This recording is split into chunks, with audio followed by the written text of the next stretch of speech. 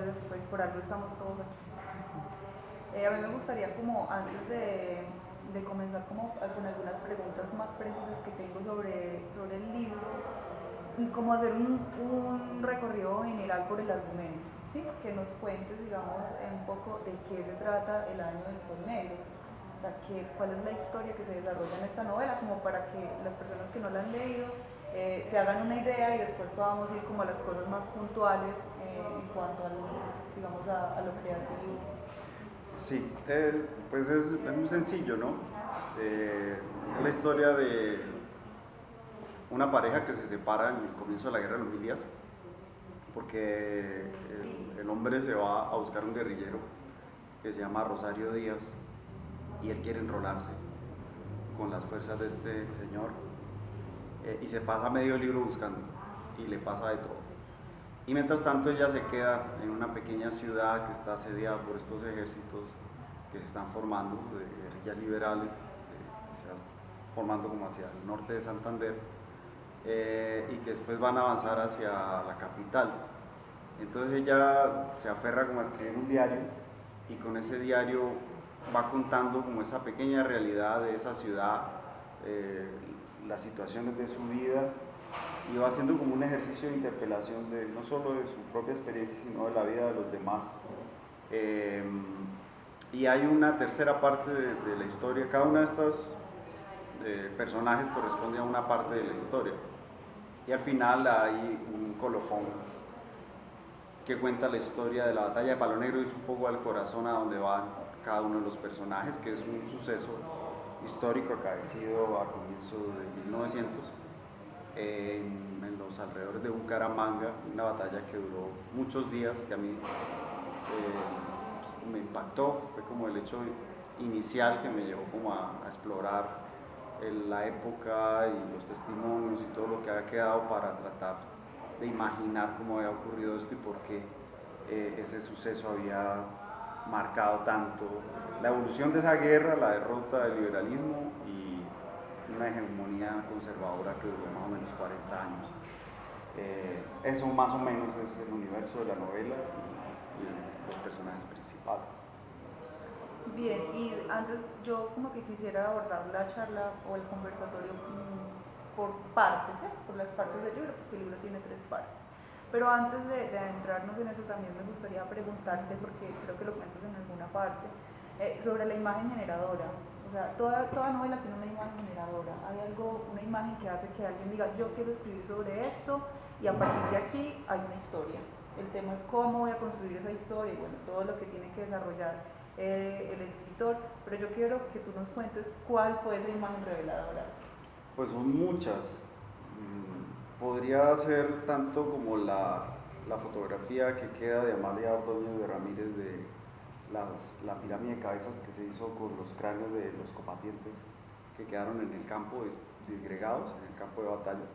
Y el dueño de la hacienda, donde está Palo Negro, donde hoy es el aeropuerto de Bucaramanga, mandó un año después a sus obreros a recoger todas esas osamentas e hicieron un monumento. Ese monumento fue trasladado a un parque que se llama La Concordia en Bucaramanga, yo creo que por impulso de un cura de Bucaramanga. Y allí estuvo unos meses expuesto las cabezas. Imagino que algunos habrán visto eso en el libro de Historia de Colombia o en la historia de la fotografía colombiana, porque es una imagen de las primeras de la historia de la fotografía y además una metáfora sobre nuestra nación. Entonces esa imagen fue como un primer detonante porque pues yo la vi siendo niño, porque mi abuelo me la mostró en un libro que él tenía que se llamaba El Vallardo San Román, una historia del general Ramón González Valencia que peleó en esa batalla. Y yo quedé impactado, es una imagen que choca mucho y siempre me cuestioné qué había ahí. Y pasados los años, heredé el libro ese que tenía mi abuelo y que tanto atesoraba, de donde él me había mostrado historias y me contaba la historia de la batalla de Palo Negro, según él, ¿no? Porque pues él tenía como su pensamiento político muy centrado en las ideas liberales del siglo XX, del Partido Liberal, liberales en ese sentido, y un poco contaba el heroísmo de Rafael Uribe, de Benjamín Herrera, de todos los generales de los ejércitos que se habían rebelado, ¿no?, contra el gobierno, y él contaba pues su versión, y yo lo que hice básicamente fue bregar a contar también la versión después de haber un poco buceado por la microhistoria, por la historia regional, por los escenarios, por esos lugares. Pero hay muchas. Por ejemplo, el personaje de esta mujer que escribe el diario puede haber sido detonado por la lectura de Christa Wolf, una escritora alemana que a lo largo de su vida lleva un diario que se llama un diario de un día de mi vida, y es una entrada que hacía anualmente en el diario a lo largo de 40 años, o sea, el libro tiene 40 entradas, pero los saltos de tiempo que tiene entre una y otra, cuando yo leí ese libro me dio la impresión de que estaba conteniendo toda la vida y toda la evolución de una vida, y eso crea un poder de condensación enorme en un relato. Y leyendo esa novela, mientras yo escribía el diario de Julio, lo que quería era sintetizar todas las transformaciones de una vida a través de unas cuantas entradas de un diario. Entonces, en ese caso, la imagen generadora es una relación directa con un texto íntimo, que es un diario personal. Entonces, yo escribo diarios también, diarios literarios, diarios de lecturas, un ejercicio que yo me he impuesto como una disciplina, por ese lado. Y de repente el personaje principal, que es un hombre, el hombre este que va a buscar al guerrillero, proviene quizá de mi observación sobre el paisaje, pero también la relación que yo establecí con gente que era campesina, que además tenía una cierta filosofía de la vida y que se relacionaba con un paisaje de una manera existencial. El viaje que este personaje hace no es un viaje simbólico por la montaña santanderiana y por esos caminos difíciles y en la época, ¿no?, sino es un personaje que se enfrenta a la cotidianidad de no tener agua, de que se acabó la comida, de que le han puesto unas misiones un poco difíciles que cumplir para las limitaciones humanas, y que va entrando como a la voracidad de la naturaleza. Bueno, para un momentito ahí, por favor, para yo introducir, porque si no me vas a responder la pregunta que tengo para hacerte, que tiene que ver precisamente con eso. Bueno, este personaje, como él lo cuenta, el personaje principal o el protagonista de la primera parte, se va a hacer ese recorrido para buscar los guerrilleros, pero a mí me parece que vos en esta novela desarrollas, digamos, algo que yo, no sé, pensando cómo podría llamarse, me puse a pensar que podría ser como una poética de la desolación, ¿cierto? Que yo digo que es una poética de la desolación porque en realidad si bien está narrando y están ocurriendo hechos, hay, digamos, una descripción y pues alcanza, digamos, para mí es como una prosa poética, ¿sí? Pero tiene que ver con el descubrimiento o con la transformación que tiene ese personaje mientras se enfrenta a esa voracidad de la naturaleza, porque tiene que atravesar el páramo, porque no tiene zapatos, porque bueno, le ocurren un montón de cosas, porque él tiene que, se supone, ascender, digamos, militar, primero encontrarlos, y segundo, pues ir ascendiendo en las misiones que le van poniendo. Entonces ahí como, digamos, a mí me parece algo súper potente en este libro y también muy bello y muy como desgarrador, si se quiere, esa relación que yo analizo pues como lectora, que podría ser como una poética de la desolación, porque también es un paisaje golpeado por la guerra, ¿verdad? Sí, yo creo que si hay poesía dentro de ese relato, no está dada por las figuras poéticas, porque yo no suelo usar ni metáforas ni símiles,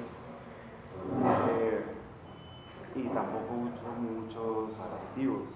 A mí me interesan los verbos y las acciones, y creería que es por las situaciones en las que ese personaje se va involucrando, situaciones que lo llevan a una relación con el tigre y el jaguar que lo está persiguiendo, situaciones que lo ponen en contacto con seres un poco extraordinarios, porque se encuentra, por ejemplo, en un momento con un ermitaño que es un disidente de todo, y el ermitaño le cuestiona un montón de cosas, entre otros su propia misión. ¿Usted por qué está metido acá? Usted pertenece a un bando.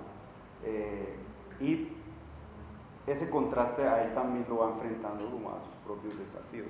Yo creo que esa estructura, yo no sé si sea prosa poética, pero es la relación existencial que él podía establecer de ese personaje con ese paisaje. Podría provenir más bien del haiku y de formas de poesía japonesa que consiste como en la contemplación y la condensación de como en pocas líneas de situaciones, como de atmósfera y de relaciones de la gente con el mundo que observa.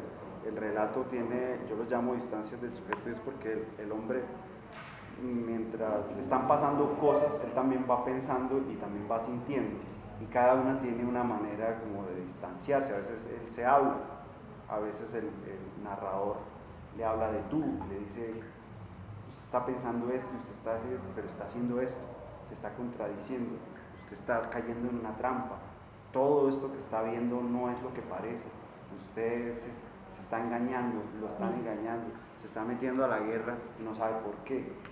Yo quería que ese personaje tuviera una relación así, de ir descubriendo poco a poco en qué mundo es que está, y llevar como a la crisis dramática, que es un poco cuando se decide su propio destino. Tiene, digamos, más o menos un ideal, pero realmente también se lo cuestiona, ¿no? Hay como un cuestionamiento de su ideal en todo ese proceso. Pero hay otros personajes que también van a la guerra, como él, o sea, cientos y miles de personajes que se enlistan en la guerra, pues ya sea pues, de los liberales, en realidad, del bando liberal, porque el conservador lo reclutan, según entiendo, pues sí, según la historia. Hola, ¿qué tal? Hola. Ahora, con esto de los personajes que van a la guerra, hay personajes que no le encuentran sentido a la vida y van a la guerra como por deporte, no sé, como por encontrar un sentido, porque su propia vida no tiene un sentido, ¿no? También hay como una suerte de construcción de un clima de época en el que morir o vivir pareciera que no tuviese como gran trascendencia. Entonces, en el caso este del personaje el cuchillero, hay varios que están ahí como porque ni siquiera saben por qué están ahí. Yo quería como crear una relación entre una subjetividad, un personaje X, un don nadie, que se mete a una guerra, que es esta, y a través de esa pequeña subjetividad ir expandiendo un mundo hasta ver una totalidad. Y de ahí se fueron derivando otros personajes, iba apareciendo el que se iba a la guerra porque la mujer se acostó con el vecino, entonces se metió en el bando contrario. Estaba el que se iba porque era huérfano, entonces este va porque no tiene papá, pero este se va porque los hermanos se fueron, y este se va porque no tiene trabajo, y es una forma también de conseguir empleo. Esta se va porque se enamoró, ¿sí? Entonces había mujeres que también iban con el ejército, y un poco de esos supuestos sinsentidos por los que todos llegan a la batalla de Palo Negro, que es la gran trampa y donde se cifra el destino colectivo de los personajes. Digamos que pasa a un primer plano porque son sus pequeñas vidas en ese contexto, que es un contexto para mí es un poco bíblico, porque era un país donde el 90% de la población era analfabeta y ellos son los que se van a enfrentar. Pero detrás hay todo un sistema ideológico, yo creo que precario, que llevó al liberalismo de entonces a un error histórico enorme, que es pensar que la división que había entre la hegemonía conservadora tenía por fin la fisura que una guerra iba a solucionar.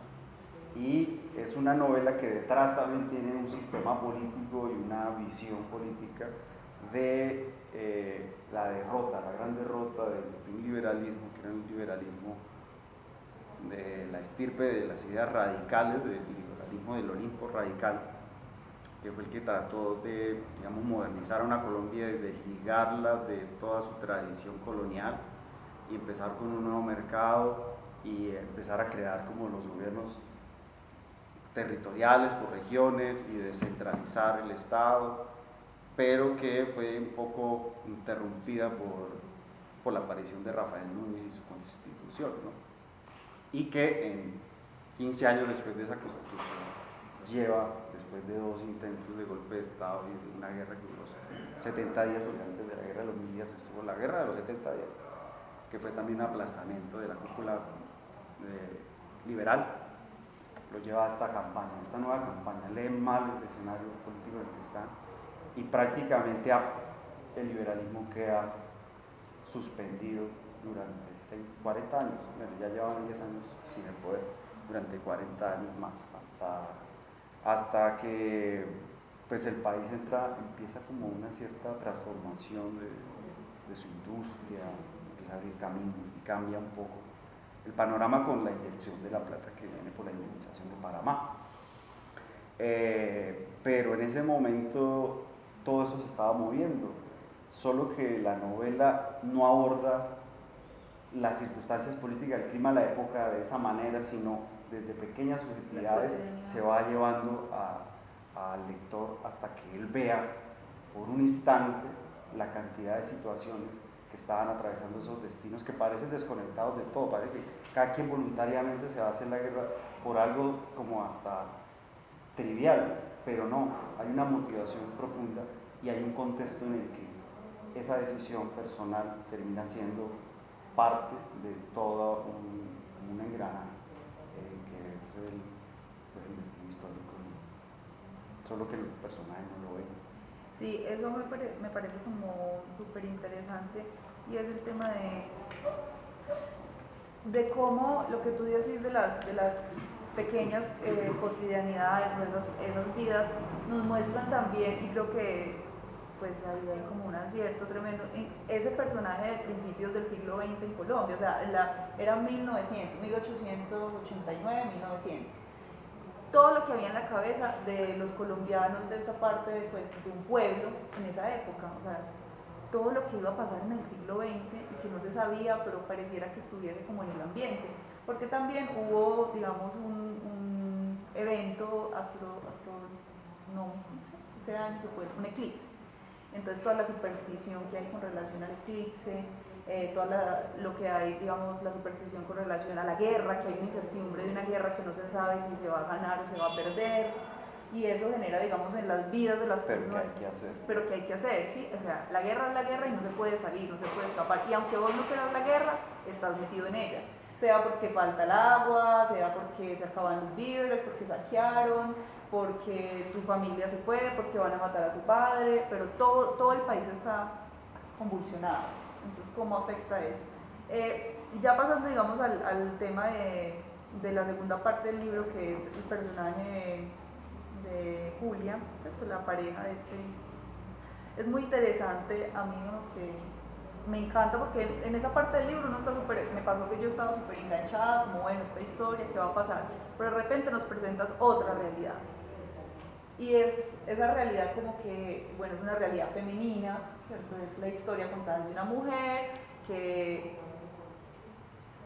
digamos, es escritora, pero la forma, digamos, de escribir de ella es a través de su diario íntimo.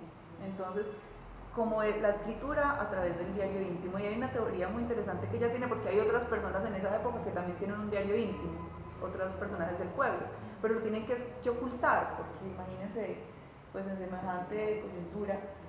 Y ella, hay una teoría, no me acuerdo si de ella o de otro personaje, que dice que con todos los diarios íntimos se podría construir como una historia de la humanidad, ¿no? Algo así es. ¿Nos Sí. puedes explicar bien cómo es?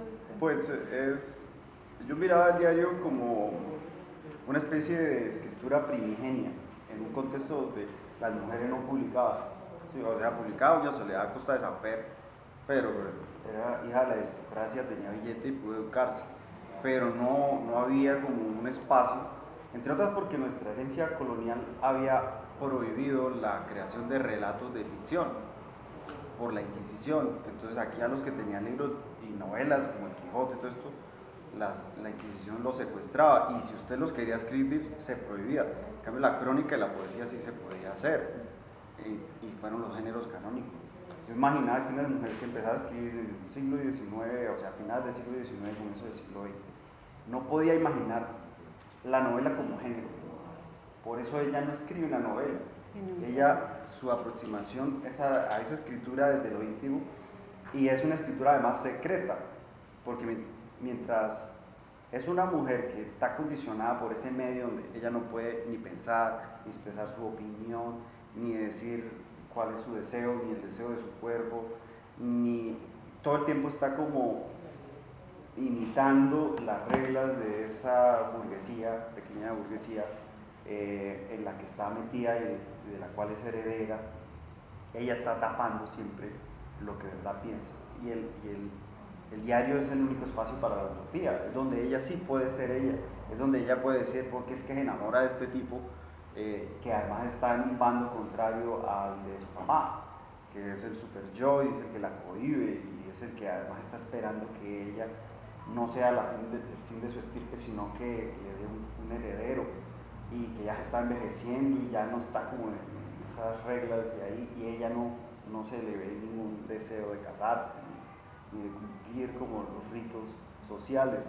El diario entonces era una manera de que esa mujer pudiera señalar sus propias limitaciones, y sin embargo en su vida real ella no puede cambiar la realidad en la que está, no puede cambiar la realidad ni de las amigas a las que cuestiona también por las vidas que han tomado, por ser casi que un accesorio en la vida de los hombres, por ser explotadas también por un sistema patriarcal. Pero ella lo ve, pero no lo puede decir, no le puede decir, oiga, despierte, oiga, mire este man cómo la tiene usted confinada en su propia casa, que es suya, porque usted la heredó. Ella no puede cambiar eso, entonces ella solo observa y escribe. Y escribiendo sí puede ver, y escribiendo se puede autoinspeccionar. No puede cambiar su realidad, pero ya esa mirada está haciendo una ruptura, ¿no?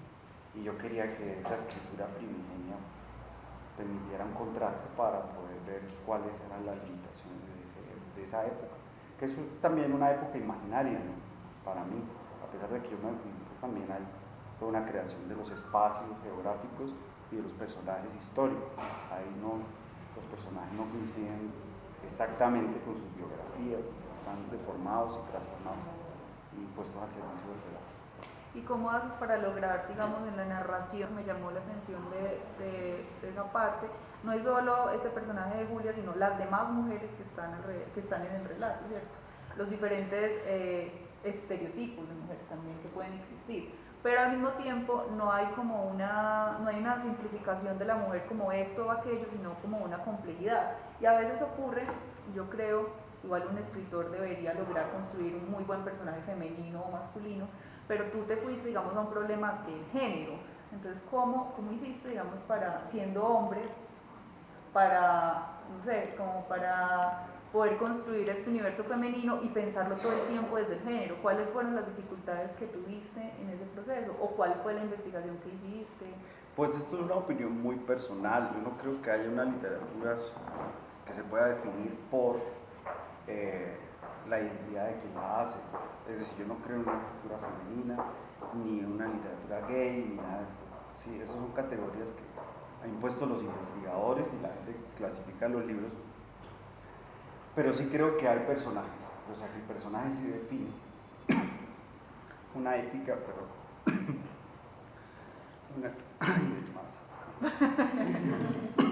Está muy dulce. Una ética, una estética y una política. Y si el personaje está bien construido, a pesar de que es un personaje femenino que hizo un hombre, creo que ahí hay literatura. ¿Sí? También puede ser un personaje femenino hecho a las patadas o hecho sobre estereotipos que yo trato de poner esos estereotipos en situación de ruptura para que no coincida con lo que la gente espera que un estereotipo sea, con la construcción que hacemos colectivamente sobre lo que debe ser o una mujer o un personaje cualquiera. Pero siento que si un personaje femenino está bien construido, desde ahí sí se puede llegar a cuestionar un sistema. Por ejemplo, ver en clave de feminismo una época, ver cuáles eran esas limitaciones, ver dónde se estaban transformando las cosas. pero antes hay que tener el personaje construido, antes hay que hacer una buena historia. Pero pues yo siento que nunca me planteé, bueno, voy a construir una mujer que además va a ser como anacrónica en el sentido de que va a tener los privilegios de las que no tenían privilegio ahí. No, yo más bien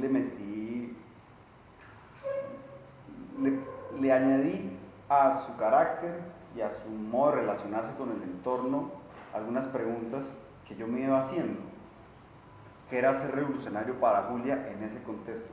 Entonces, ser revolucionario era escribir como acto primigenio, ¿no? O sea, tener un lenguaje. Y como ella había leído y ella había estudiado y había podido acceder a la educación a la que las otras no necesariamente podían acceder, eso ya era revolucionario, el hecho de escribir en sí para el personaje. Lo otro era su cuerpo, cómo era la expresión de Julia con su cuerpo, porque había una mojigatería cuando estaba con los demás, con su papá, con un hombre que la coteja en una parte del libro y a quien ella desprecia porque es un militar, no por ser militar, sino porque muestra cierta cobardía frente a situaciones donde debería ser valiente. Ser revolucionario era también expresar su propia opinión sobre los otros, sobre la época y sobre la política. Y ella parece que en un libro lleno de misticismo y con un tono bíblico donde todo el mundo está asustado porque viene un eclipse que nos marca un comienzo de siglo y esto es como un misterio pagano que tenemos que hacer ritos, tenemos que prepararnos para el eclipse porque tenemos que guardar comida, pero aún así todos estamos ayudando a que la guerra se arme y todos, unos están traqueteando con armas, otros están escondiendo la comida, otros están bregando a robarse los caballos, a robarse los zapatos, a conseguir los machetes, a desenterrar las armas que tienen guardadas de la guerra de hace 5 años. Mientras todo el mundo está como en marcha, a eso no le tienen miedo, a que el estallido de la guerra. Tienen miedo a un eclipse, a una cosa que además no entienden. Entonces, Julia es la única en el libro que sabe que todo está en la trama. Desde la persona que quiere, hasta su papá, hasta sus vecinos, hasta el que le compra porque ya vende en una tienda de productos importados, cosas que están agotando porque ya nadie importa. Trae productos de afuera por la misma dinámica de la guerra, que los suministros pues se vuelven prioritarios traer armas y balas y otras cosas, y los mercaderes cambian su modo de comerciar. Entonces, Julia todo el tiempo está en el diario diciendo, es que están equivocados, ustedes están equivocados, están provocando algo que nos va a joder la vida a todos, pero pues nadie la va a escuchar. Es un poco...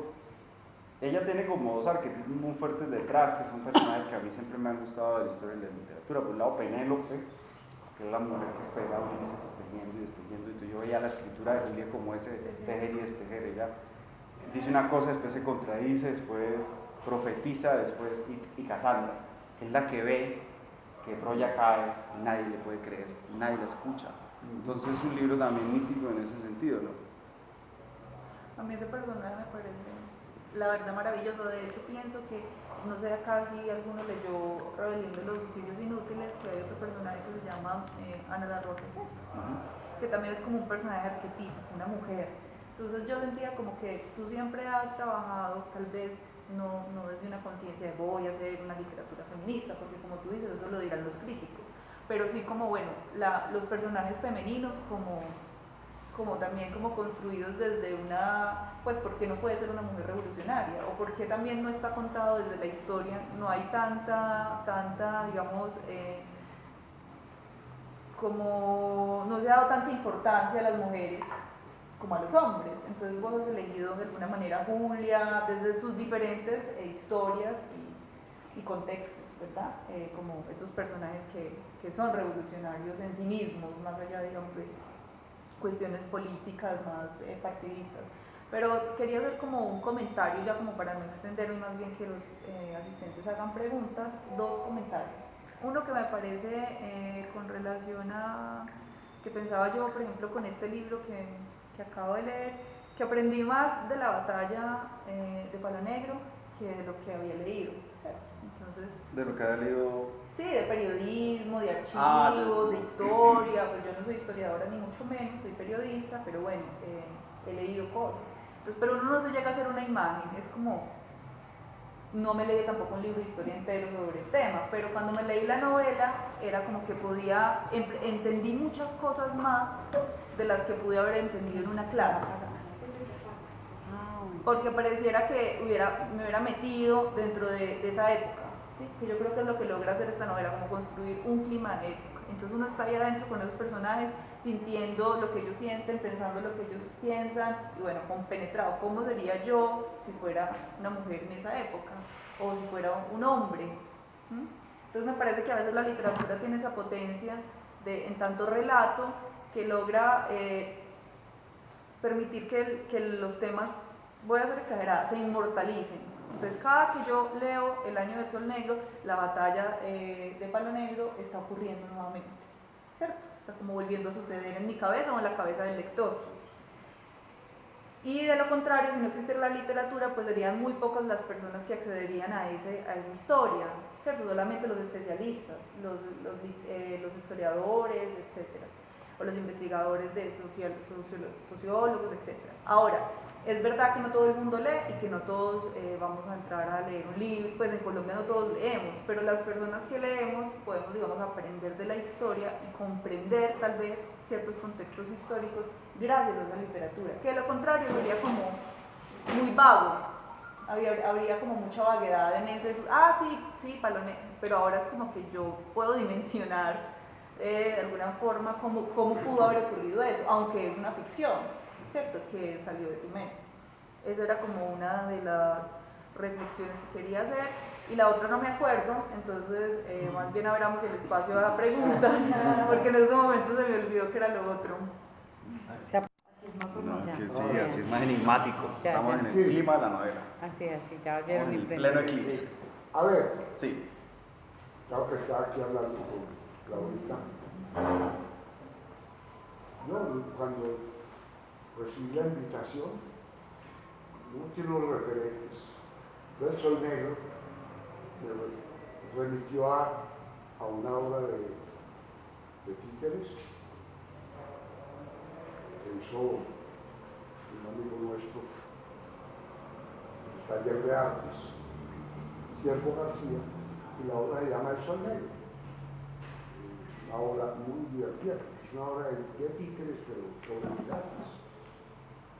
Y él encuentra el tesoro. El tesoro es un baúl hermoso, y lo que tiene hecho es un sol negro.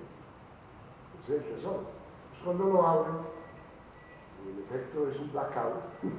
Todos los espectadores quedamos, como decimos en nuestro lenguaje muy popular, quedamos mamando. No se veía nada. Y después ya de ahí para adelante, todo es con luz negra.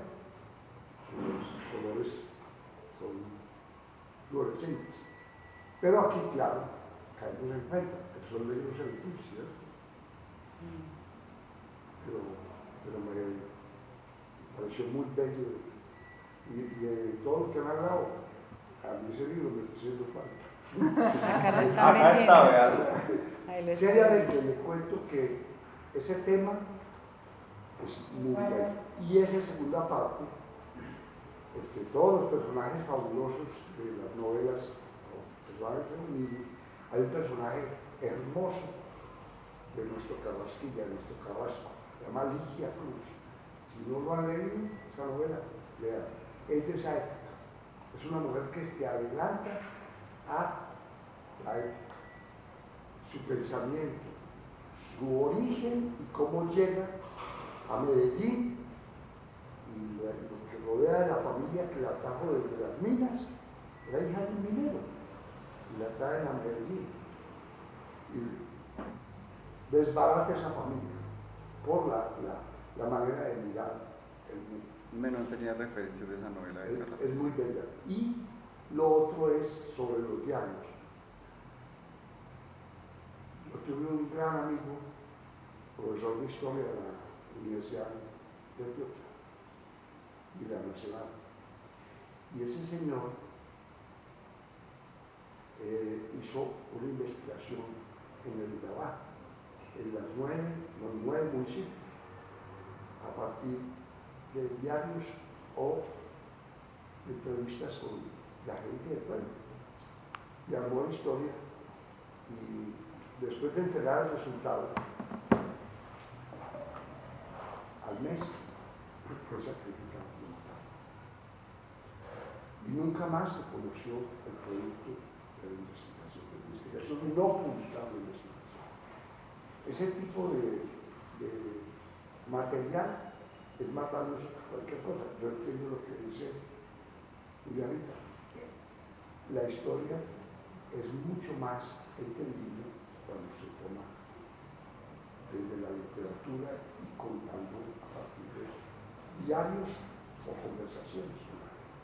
Sí, como desde la condición humana, porque si uno Sí. ve este libro se da cuenta que no es que todo el tiempo esté hablando de la batalla, no, es lo que ocurre alrededor, lo que le ocurre a la gente, y en una parte pues sí desarrolla puntualmente eso, pero no es como que usted desde la primera página, pues no.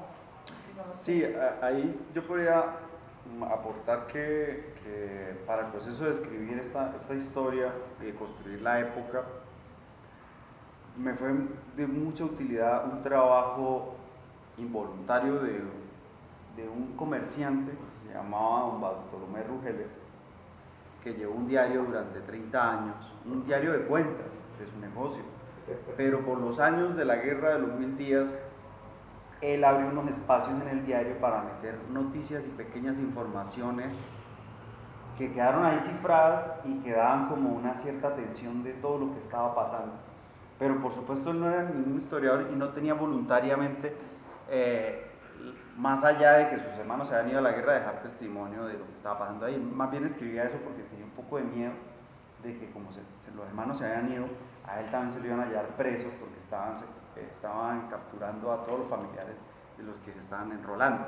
Y yo creo que por eso él escribió esas cosas como diciendo, bueno, si me meten preso, aquí en el cuaderno queda como una información directa de lo que me pasó a mí, ¿sí? Y él ahí cuenta unas cuantas cosas. Y yo cuando leí ese diario, me imaginé si el diario de Julia podía llegar a capturar como la multiplicidad de esa temporalidad que estaba ahí reunida, y eso me ayudó a solucionar un poco la historia. Entonces hay como memoria detrás de ejercicios de documentación voluntarios que hace la gente a veces, que inicialmente no son arte, no, sí, hay una mirada o una intervención sobre ellos para que desde ahí se desprendan otras cosas, pero sin esa información nunca habría nada más. Entonces ese tipo de información es muy útil. Las fotografías también fueron muy importantes para reconstruir esa época, porque la dificultad del libro mayor era que la distancia del tiempo conforme a nuestra realidad pues era una limitación técnica también, cómo describir un mundo como ese, tan lejano en el tiempo. Y pues ya existía la fotografía, en Santander había un fotógrafo italiano, y el archivo fotográfico que él dejó a mí me fue de mucha utilidad también para eso, para ver las cosas que estaban detrás, por ejemplo, las publicidades de los pueblos, por ejemplo, cómo eran las calles, cómo vestía la gente, qué nombre podía tener alguna prenda, de qué eran los almacenes, qué se vendía, y todo eso era viendo fotos e interrogándolas, ¿no?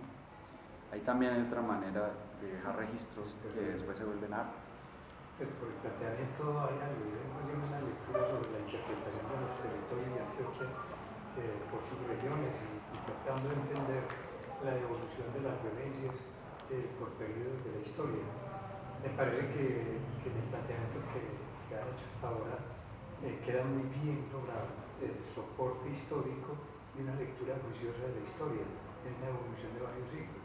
El caso, pues, digamos, desde 1770 más o menos hacia ahora, reciente, es la parte donde articula el conocimiento del movimiento feminista, lo incorpora dentro del planteamiento del prototipo de la mujer que se libera en un momento de angustia de la historia y que genera un personaje, según el planteamiento, que es tan tan claro y manifiesto para lo que estamos viviendo que le da ese valor histórico, pero que lo retrae, digamos, al inicio del siglo XX o finales del XIX.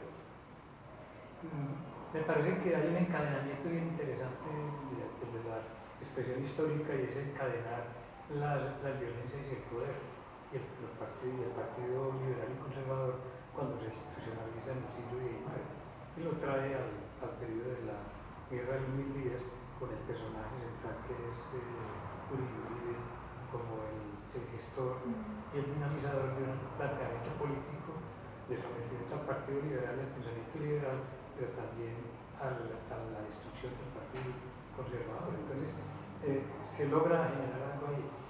Hay algo que me llama también la atención, es que trata de incorporar un elemento de conectividad que me ha ocurrido con la violencia del 49-53 en el caso del suroeste, y con la violencia de ahora, donde siempre hay un elemento conector dentro de la afectividad y la feminidad. Entonces esa parte de la sexualidad de la guerra que se oculta a través de la sangre y de los asesinatos, usted lo difumina, digamos, dentro del planteamiento como lo percibió Julián. Me parece que se está encontrando algo bien interesante. Yo recomendaría 2 libros para interpretar un poco más este tema. Hay un esfuerzo por entender la tierra y la violencia en Colombia como factor de poder y violencia. Es el del padre Fernán González, que es uno de los libros más recientes que trabaja sobre ese tema de la violencia. Y hay otro que me parece que es de una persona que ha trabajado por el camino político de interpretación de su formación histórica como miembro de FECODE a nivel nacional, revolucionario y de expresiones duras con el sistema político, y cuando termina de escribir el libro trata de interpretar que venía equivocado y hace un nuevo planteamiento. El caso del libro de ustedes, ¿cómo se llama? Se llama El bien común y la codicia.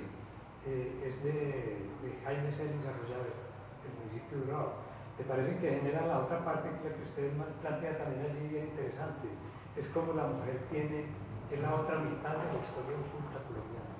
Esa parte de ese libro de Jaime Celis me parece que también saca a reducir una cantidad de elementos desde el indianismo, la mujer en el indianismo, la mujer en la guerra y en las violencias recientes. Qué interesante, yo he tenido la oportunidad de acceder a eso, y a personajes como Ligia de Carrasquilla. De pronto Julio era así un poco distinta, pero bueno. Pero Julia estaba muy bien, ¿cómo está? Bueno, ¿hay alguna otra pregunta o comentario? Pues Dani, te quería hacer una pregunta porque hay algo que me surge. Bueno, los que no han leído las novelas de Daniel, yo tuve la oportunidad, fui profesor de literatura colombiana en universidades durante 3 años, y bueno, Dani se volvió casi un referente para la contemporaneidad, literatura contemporánea. Los invito a que lo lean, ¿cierto? Es siempre muy interesante que autores colombianos jóvenes estén reescribiendo y teniendo otras miradas de la violencia, ¿cierto? La literatura colombiana siempre tuvo en la época de principios del siglo XX una mirada desde lo liberal y lo conservador, luego vino toda esta parte de las vanguardias, vino la época de Manuel Mejía Vallejo y el pre-boom latinoamericano, que ya vieron desde otra mirada más literaria la violencia. Y durante algunos años en la contemporaneidad también he sentido que muchos escritores jóvenes han ido a narrar otras temáticas de Colombia, porque hay un interés en voz de narrar todavía eso que podemos llamar como poéticas de la memoria, del conflicto, porque en las novelas que yo he leído tuyas están muy presentes como el conflicto, pero hay un tema que, como decía Fernando, mi papá, ¿cierto?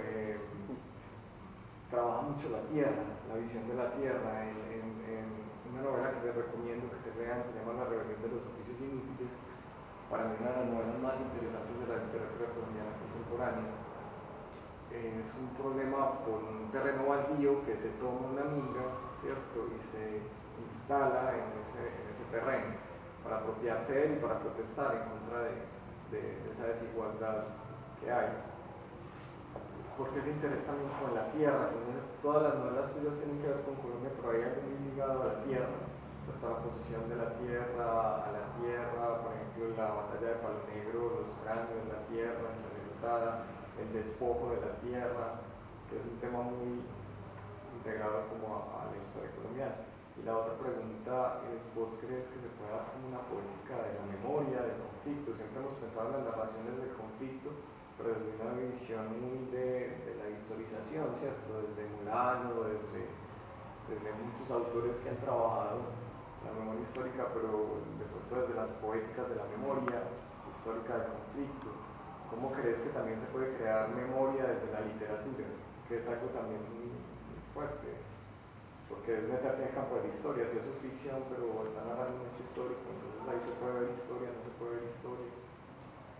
Sí, mira, Chucho, yo creo que yo pensaba que el gran arte era el arte trágico. Por muchos años lo pensé porque las obras que yo perseguía y que me gustaban y que me hablaban del mundo que yo no conocía eran libros como Vida y Destino de Vasily Grossman, eran libros como El tambor de hojalata de Günter Grass, eran las obras de William Faulkner, eran obras que estaban ancladas a momentos de crisis de un pueblo completo o no sé, del hemisferio occidental o de crisis internacionales, pero después me di cuenta que no lo definía lo trágico en sí, sino lo político. Y cuando yo me estaba planteando hacer mi primera novela, me di cuenta que esto que yo estaba contando, que era una guerra entre guerrillas y paramilitares, pero básicamente como desde los civiles también se estaba enconando la guerra y cómo los civiles aprovechaban todos estos escenarios para librar sus venganzas, hacer su propia justicia. Todo eso estaba ocurriendo en un contexto político. Y si yo no lo entendía, no podía situar a esos personajes ahí. Y de ahí para adelante ha sido como eso. Esta novela, por ejemplo, está situada en toda una plataforma histórica política, con una mirada que es la del liberalismo, pero no es el liberalismo ni de izquierda del último Uribe, sino ese que estaba en el puente entre lo radical, que era solo el liberalismo económico del momento, que era también feudal, pero que estaba en transición hacia una forma de transformación yo creo que el desarrollo del campo y del país, y que con los años se volvería ya ahora sí un liberalismo de izquierda, y que con Gaitán se transformó en otra cosa, y que con el neoliberalismo se convirtió en otra cosa distinta que hoy ya no tiene, ¿sí? ya está anclada a un orden planetario de la economía. Entonces no es ese, pero para entender eso tenía que ir comprendiendo algunos signos, porque yo no tengo una manera de trabajar con el pasado como hace un historiador, aunque yo siento que lo que hacen los historiadores también lo hacemos los novelistas, trabajar con archivos, trabajar con escrituras, con pequeños indicios, pero yo siento que se separa en el efecto que puede tener la historia que cada quien está tratando de construir. La literatura no quiere probar el pasado, incluso a veces lo quiere sabotear y quieres transformar, tergiversar o parodiar o llevar al lector a que cuestione absolutamente todo lo que ha creído ser sus estructuras sobre lo que debería ser el pasado.